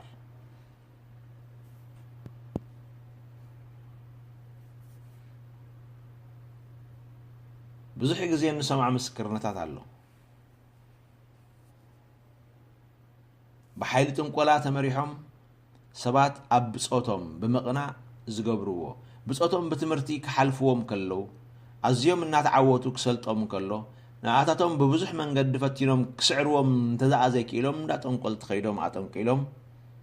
نتما مهارتهم بتصايوم حيلون فلطاتون عامرون كمزو كعب مقبار حليفهم موزخودو سبات نقزي يعوتو كم تزبلون زحاسبون يقبرو كم زبلكم أقدم ناي نقد خلت زلهم سبات بناي نقد خلتهم كاب كالوت النعبي خدو خلو أتهم كيلهم نعوم هاريمهم ساتهم زحلفو أب حدار كالوت أتيهم حدار كال زريقهم نعتهم زكون نوز من نيو زحاسبو كمزن كمتن بزحكم زعم السلة تجوار أبزا مدري أب علمنا يجبريو أجان انتي سرحهم كفوق سلازغانة وشلا سب أب تغفوق سرحهم تحبارك خون كالوت سبات بغفوق قدو حتيتوهم يترف جنزب هيبكايوم كيهاب كايوم ون بناتسا تعيوتي تجوار سيطان سلازغانة نايم كبار تخلو له سيطان زغل حجون أبشروة بعدن كيتاتو أبتم بكريستوس يسوس زلو حنت ملكي يبلون أتم بزي كريستوس زخون سبات أب مسأجع زي بلو قلا قل هيوت على مسلز نبرو بزخو قدو خليهم بالاك إذا حاسيبو إذا حلينو أب إسرائيل كقبرو نبال عام تصويعو أم تسيوو جن حسب بالاك كوين دو مسحف قدسنا فتشنا انت دارينا يو فتسيمي كونان سلاءتها انت حاسبو أباخا مرقم بممصان بمزرابن نسخا كيفلتكايو كندي جزيه كم زن إسرائيل تحاسب له مالتي كندي جزيه سيطان بعلو أغاننت بعلم تنقلتن سريتن بعلم ويدما حسومات سبات مسؤوم تحبابيرهم ناخا نمحنكال زي تجبره نجر يلن زي تباهله نجر يلن مون تايدا اخوينو زي كوانا خمت زبلو انت رايلنا قديما خمس زبلكو اب صلال اتي خالخ حيال عمتات يجبر اب عد خلنا مالتي قد نويح عمتات اب حدا خبابي نصليلو اب سومن حدا غزي ناي صلوت حدار نغبرلو حدا سدرا بيت نيرو اب تخبابي دما اب اسمرا فلت زنبرت حنت طنقاليت سبيت نيرا بزح رحقات اب زي بلو غوربيت كبحال زكال حدا مسمر كبابي حدا طقاطقا غزاوت مالتي نحنا تا طنقاليت اب غمتا ياتنايان نصلي زنبرنا نطنقالي زي كونس ناملاح كنملخ نغزيابير كنبارخو سراح غزيابير ام مدرنان حزبنان كمصيو علامانا نيرو نحنا نغزيابير ام مملخ تحازينا اب نصليلو زنبرنا قصاله 40 حدار صلو زنبرنا غزي لكا ابت طاوانا زنبرت طنقاليت شما خيذكرنا يونا اخي حسبنا يا خلنا تزصلز نبرت صلوت سمايات هيا عغتو نيرو ابجز انكلا نوصي فترلا ጭንቀት ይፈጥረላ ነሩ مسرح تسنيرا نحنا غنا يفلطنا حدا غزي نتو ማሰለፍታ ከምዚላቶም ابز خبابينا نسرحنا عبي انقفاز زخونو طنقلتي አለው سمعوا تايت بالكم زلا طنقلت ለው ስለምንታይ አኸው ምትብል ዘላ ሳሪ ኮነት ጠንቋሊት ወሰያ ጠንቋሊት ግን አማኸልቶም አሰለፍታ ትፍለጥ كم أجلجاليت أملاخ غيرا رأسا تقمطلهم نيرا عينهم زعوروا سبا سلز نبرو امرهم تتحسس سبا سلز نبرو تما أجلجالتا كم ناي أملاخ سبيم زقصروا نيرا سلازي سيطان تا يزغبر كل شاب شمونا أخاتكم يزبكم نسو ملاخ برهان أمسيلون غزا رسو بمقرب نسخاتهم كاملاخ سلمات كم زغونكم سبات تصلوهم من قدي فتر سلازم ابكاوي نازلو طنقلت سرحنا عنقفاس سلازغونلنا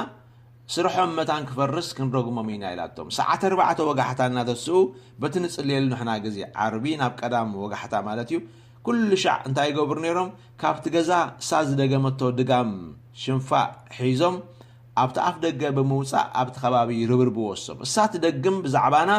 كبهال زخيل ناي زي مسلاتن ناي مقنا ناي معنقافن منالبات كينصلي ناي معزامن كال حنت معالت جن كام صلوت تعزيم ناي نفلتن سبحتنا املاكون تخاس ديو معزام ديو منالبات زي مسمع ديو كال كبلو زخلو كل قلات مرقم تزاريبا زي مسلاتن مكنو زي مكنوانن تزاريبا بزح كتقبرو تخيل تزاريبا نتشنفاتبهم ابدغ وص يمين يصبون يرو حنت معالت خافت زبل وجن كوين يفلت قال انا سعلت علت شرون تشنقن سلاز نبرت علت تغبارت كي قارصت تغبرو نيرا نحنا نفلط اي نبرنا كم يير كاد اماسيو فليتكا الكم تتوكسكم ني اما اكلهم زنبرت حنت سب ويتا تقبيله دحر نوح عمت دحريو كابس مرا وطيناس وصاء متينا ابزلخو عدي التنبر سب ابزا ختما ويتا تقبيله بزربا خمزنا سبكو خزارب كلخو نتاسب تياتا طنقالي زنبرت زنبر غزيات تقيسه خزارب كلخو سمعتني مسمعتني نساشع ما خل غباي مسكر از مسكرسي انا مستا طنقاليت زعيز نبركو اغلغاليت طرح زي كونكوس بسغاخا حفتا يعني رايلا طنقاليت حفتي نيرا حفتا خوينا ابند حفتا تغلغل نيرا تحبتي شعوز بلكم زلخو بزرزر كله نقبروز نبرنا خمزي بحالنا نيرو بزعباتكم كمز نقبر نيرنا يلا بزرزر حج بالكم من زي بالكم قالات قليسات اللي لكان حج نخدحن مدخنيات مدحاني زخونكم من سخاتكم يخم يركم شعوز صلخم وصلوت حج فتحني كبرنا املاخون يترفنا عنا ابدق اب كريستوس زنبرنا زمرغم كرها خبلنا زاب إيداز نبرت كوا بجزاء بسجاء حبتا بمنفساو ነገር ከ ባሪያን አገልጋሊታን ደካሪትን እጣናን ዝነበረት ሰብ ካብ ኢዳ ፈልቂቁ ከውፃ ኺሉ መንፈስ እግዚአብሔር ስብሐትና አምላክ ና ተባለ ቃላት ነይሩ ተመንፈስ ናይ ጥንቆላ መንፈስ ና ዝበላ ቃላት ነይሩ ኣይኮነልክንዩ ኣይሰልጠልክንዩ ወይ ድማ ከምዝን ከምትን ዝበሃል ጥራሕ ደይኮነሲ ንኹሉ እዋን ናተይኺ ሓዳራይ ትገብርኒኺ ኣይትምርዓውኒ ዝብል ቃላት ተዛሪብዋ ነይሩ ተመንፈስ كل شأن عايك تكون يخي إلو حتسي وانيرو قالات مرقم أبل عليها نيرو حدار كي تقبر ولار كي تولد ناتو خوينا نزل عالم كتنبر قالات آتي الله نيرو مرقم جيرو أسير وانيرو سم يسوس كريستوس قن نزاب تحتي يزنا برد سب حراو تسيوا حراو تسيا حدار جيرا حداروغا أقل قال أملاخ زوغانا سباي نسان بعلى حجي زماريتنا أقل قاليتن كبرنا أملاخ كما يزم السلا بروغات دك زلوا حدار جيرا زولد السبك تكون كيلا أبيد قال موت مرقم اتعاقان انتي ابتحتي ايدو زنبرت عطان تذكر زنبرت شنفاء تنتصق زنبرت لو خناتو قوينا قويتاي أبوي نابلت سقدلو زنبرت سبك اب ايدو وطيا حجي بعالت بزح فرخ تكون جير وازولد أمنيو تزاريبو دي نبرن قالات مرقم اوه مونتا خوين دي سرحة سم يسوس كريستوس كاب السلطان تسألمات سلزعبي يسوس يمسكن تقبلكم من هذا مسكر زمزيو امنتكم كتابع قدفون الساعاتكم ابصل على كريستوس كونكم شيطان رقي مخركبلكم اب تحت مقطصارو زلو نساتهم زغلغلو مس خوينام زطنقلو مس خوينام زدغمو مس خوينام زلاخو عطان زدكرو شنفا زنصغو كمزن كمتن زبلون زغبرون اكوا خيترفه كم مرغم تزاربو زرب حنتي ابو وايتسلت ابو ما يتسلت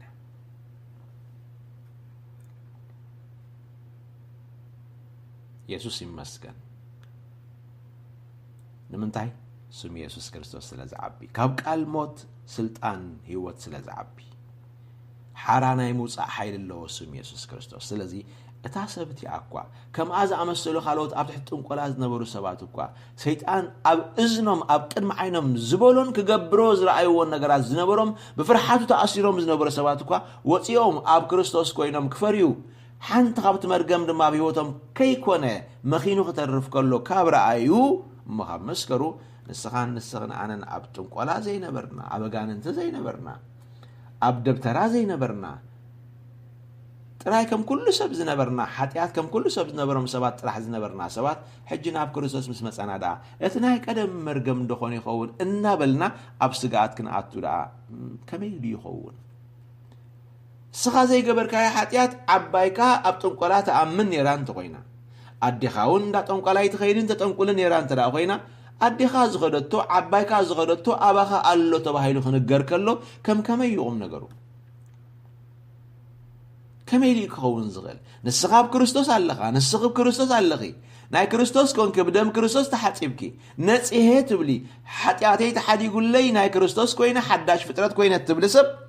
كما يجيرو دائمو نايديخن عبايكن نسخ زي وعال كله بايتا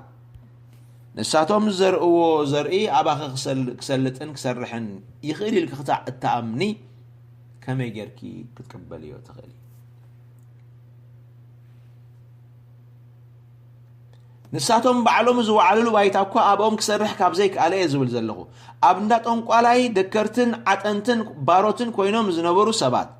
بعلاتهم نطنقلت سغدو زنبرو سبات كو ناب كريستوس مسمصو كريستوس حيل من صحدمو فصيموت ناي قدم منتهم حصيبو حدش فطرت غيرو لويطوم تدا خوينو اتب كريستوس زلو نسو حدش فطرت يو اتبلوي حليفو يو الوان تدا خوين قال املاح ابزم سبازيوم نريولنا تبلوي حليف بلوي منتهم دكرت عطان نصقت شنفا سغدتي قال كلنا يغان صراح زغبرو لوخاز زنبرو سبات بتتباهلهم غزي غدفوم اغلغلت طنقل طرح زنبرو بعلم طنقلتن يرمكوا حراوصيم بكريستوس دحر حرنتهم متناي قدم منفس ابهم سلطان كابزي هالو بناي عبايكان بناي اديخن عبايكن مخنيات نسخ ابزي وعال كله بايتا برغما باخي كما يجري يسرح زي ولدكم مخنيات ابدي كلو او عباي كلو تمنفس كمزي تزاري وسلز نبري እና በልክነ ምንታይ ተሰጊ ናያዲኽነ ዓባይክን መርገሚው ምስላት አብይኩ ዘሎ አንቂፉክ ዘሎ ምፍራይ አብይኩ ዘሎ ሒዝኩ ዘሎ ዝባሃሉ ቃላት ገሎሚ ቃላት ጥንቆላ ከምባል ሓሊፍካ ቃላት አምላኽ ክትብሎም ይከኣል ድዩ ስለዚህ እቶም እንብል ኮነ ብተባሃለ እንሰግእ ሰባት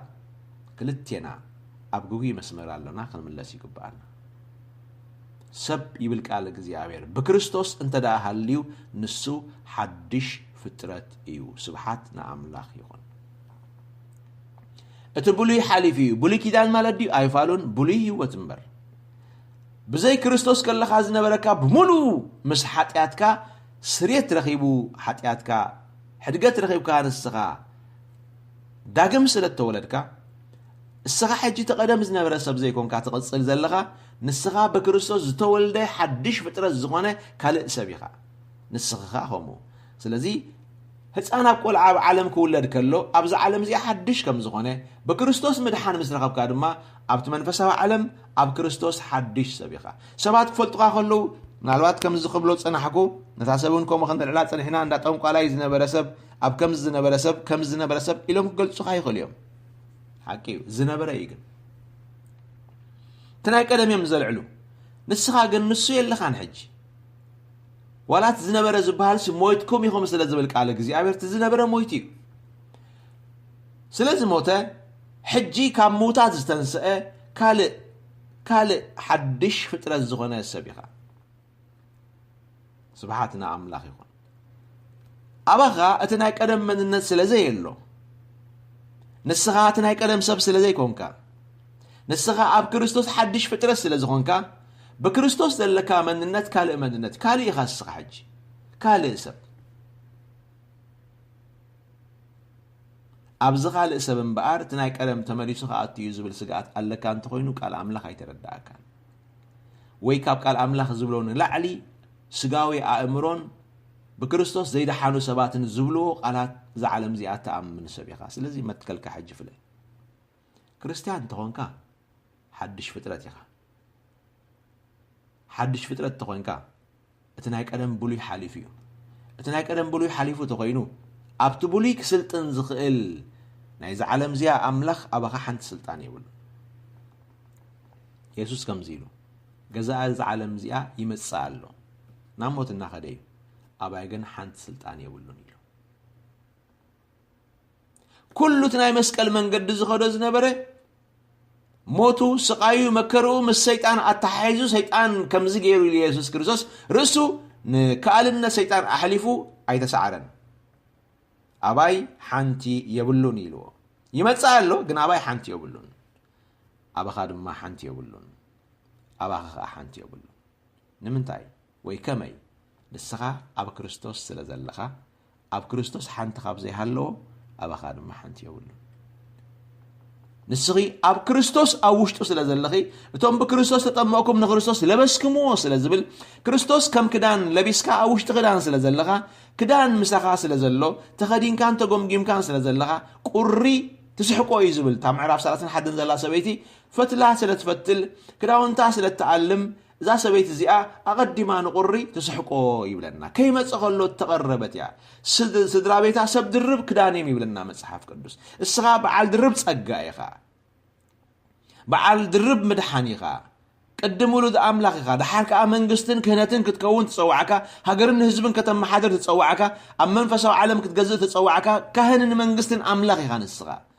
እግዚአብሔር ተመስገን ይኹን ንስኺ ድማ ከምኡ ስለዚ በዓል ድርብ ክዳን ኢኺ በዓል ድርብ ጸጋ ኢኺ እዚ ክዳን እዚ ተኸዲንክ ክርስቶስ ለቢስክ ከለኺ ቁሪ ከዓ ትወኒኡ ሕማም ክሕዘኒ እዩ ሰዓል ከምዚ ክኸውን እዩ ኣጋንንቲ ከምዚ ክገብረኒ እዩ ዝብል ስክፍታ ናይ ኣረጊት ሰብ ሓሳብን ኣእምሮን ዳኣምበር ኣብቲ መንፈሳዊ ሰብ ኣብቲ ሓድሽ ሰብ ክህሉ ዘይግብኦ ኣተሓሳስባ እዩ ስለዚ ብምሕዳስ ሓሳብኩም ተለወጡ እምበር ነዚ ዓለም እዚኣ ኣይትምሰልዋ ኣብ ዓለም ዘለዎ ሰባት ከም ዝሓስብዎ ማለት እዩ ኣብ ዓለም ዘለዎ ሰባት ከም ዝብልዎ ኣይትሕሰቡ ከምኡ ኣይትምበሩ ንስኻትኩም ናይ ክርስቶስ ስለ ዝኾንኩም ተሪፍኩም ዘሎ ኣተሓሳስባኹም ምብሳልን ምልዋጥን ጥራይ እዩ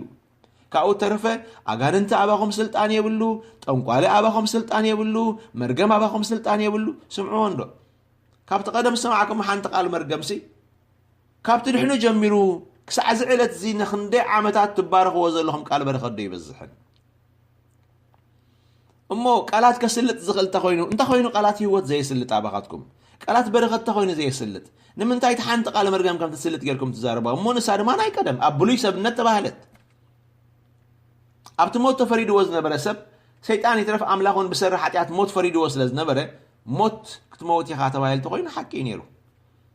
ሕጂ ግን ሞት ተፈሪድዎ ዝነበረ ሰብ ሓራ ኮይኑ ኣምሊጡ ካብ ሞት ህይወት ረኺቡ ንክርስቶስ ዝመስል ሓድሽ ፍጥረት ኮይኑ ይብል ኣሎ መጽሓፍ ቅዱስ መን ይንሱ ንስኻ ንስኺ ኣነ ድማ ስለዚ ፍርሃት መርገም ካብ ርእስኹም ኣውፅዎ በልዓም መጽዩ እንታይ ክገብር ንእስራኤል ክረግም ኣብዚ ቅጽል ትምህርትና ክንሪኦ ኢና ኣብ ድሓራይ ግዜያት ከም ተባሃሎ ዓስብ ጥንቁልና ተዋሂቡ ተጸዊዑ መጽዩ ካብ ምድሩ እንታይ ክገብር ሓይሊ እስራኤል ከኣስር ከድክሞ ሓይሊ እስራኤል ተኣሲሩ ዶ ባላቅ ካብ ስዕረት ካብ ውድቀት ድሒኑ ዶ ኣይፋለን ምስ መጸሪይዎ ህዝቢ ምስ ረኣዮ ክርገም ዝኽእል ሰብ ኣይኮነን ኢልዎ እስራኤል ክርገም ዝግብኦ ህዝቢ ይኮነን ኢልዎ ምክንያቱ እግዚአብሔር መሪቕዎ ስለ ዝኾነ በቃ ክርገም ኣይከኣልን እዩ ብሩኽ ሓወይ ብረኽቲ ሓብተይ መዓስ ዓባይኪ ብምኻዳ ኣዴኸይና ጠንቋላይ ብምኻዳ ጥራይ ረገምቲ ተኣኪቦም መጽኦም ኣለዉ ዝበሃሉ ቃሎም ኣብ ምድሪ ዘይወድቕ ረገምቲ ፍሉይ ረጋማይ ተባሂሉ በዓል ዓዲ ኣቆበልዎ በዓል ከምዚ ከተማ በልዎ በዓል ከምዚ በልዎ በዓል ሱዳን በልዎ በዓል ከምዚ በልዎ ብዘይገድስ መንነቱ ብዘይገድስ ካብ መንነት ጠንቋሊ መንነተይ ይዓቢ ምክንያቱ ኣነ መንነተይ ክርስቶስ ስለ ዝኾነ ናባይ ናባኺ ዝተኣከቡ ይተኣከቡ ንኣኺ ክወግእሉ ተሰርሐ ኣጽዋር ይተኣኻኸቡሎ ኢሉ ንኣኺ ክወግእሉ ተሰርሐ ኣጽዋር ግን ኣይ ክጠቅምን እዩ ርስቲ ባሮት እግዚአብሔር እዚዩ እንታይ እቲ ርስቶም ኣጽዋር ጸላእትኻ ኣባኻ በፂሑሲ ዝዕክስ ክኸውን ዘይጠቅም ክኸውን ኣብ ክሻፋ ኣእትዮም ኣቀባቢሎም ተኩሶሞሲ ስሒቦሞ ግን ኣጽዋሮም ይዕክስ ኣባኻ በፂሑ ንኻልእ ግን ከምኡ ይኮነ ምክንያቱ መንበሪኻ ተኣምላኽ ጥንቲ ስለ ዝኾነ ስብሓት ንኣምላኽ ይኹን ስለዚ ኣጽዋር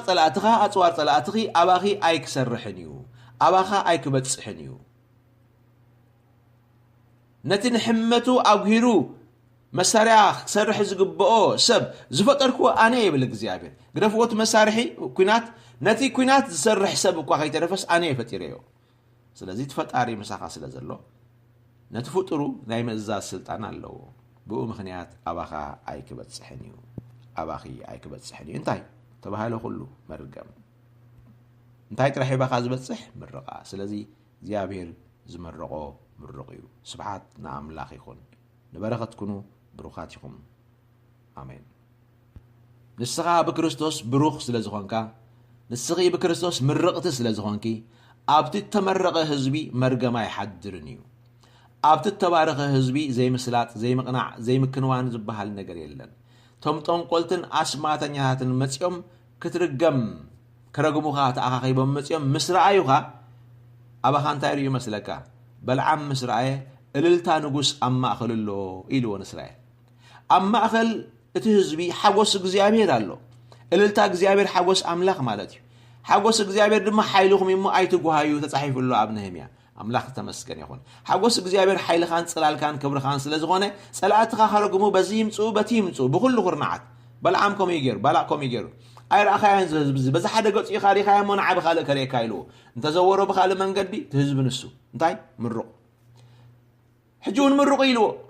ኣይፋልካን ጽራሕ ካልእ መሰውእ ክትኽለልካ ብካልእ ሸነኹን ዓርኣየ ትህዝቢ ኢልዎ በዛ ሓደ ብደቡብ ተወሰዶ ትህዝቢ ምሩቕ እዩ ብሰሜን ተወሰዶ ትህዝቢ ምሩቕ እዩ ብምዕራብን ብምብራቕን ተወሰዶ ከዓ ትህዝቢ ምሩቕ ኮይኑ ኩለንተናኡ ምሩቕ እዩ እግዚአብሔር ተመስገን ይኹን ህዝቢ እግዚአብሔር ምሩቕ ህዝቢ እዩ እግዚአብሔር ዝባረኾ ህዝቢ እዩ እግዚአብሔር ዝመረቆ ህዝቢ እዩ መረቓ እግዚአብሔርን በረኸት ኣምላኽን ጥራይ ንዓኻ ሓለዋ እዩ